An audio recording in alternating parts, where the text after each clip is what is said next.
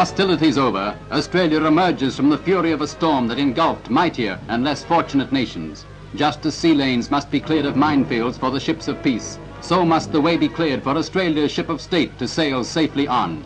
At the helm of that ship today is the man who more than any other, except his predecessor and friend John Curtin, helped Australia to weather the storms of war and the aftermath of war, J.B. Chifley. Here at Canberra, he steers Australia clear from the rocks and shoals of disastrous inflation. Here, after reducing taxation by over £37 million in a few short months, he uttered these vital words: "I will not involve this country in the perils of inflation." From the United States itself comes dramatic proof of the wisdom of these words. No Prime Minister, except John Curtin, ever faced such stupendous tasks as confronted J.B. Chifley.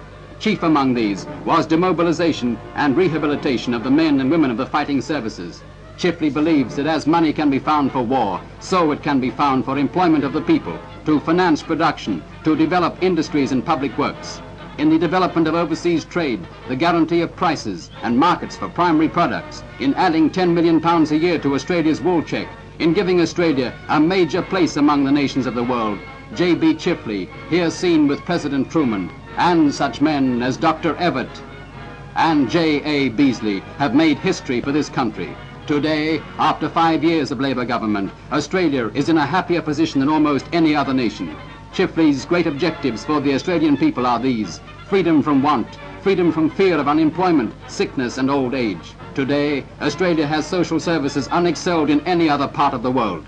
And so, as election day draws near, the election that follows in the wake of the storm, the eyes of Australia again look to Canberra, and in the minds of the people will echo these words of J.B. Chifley.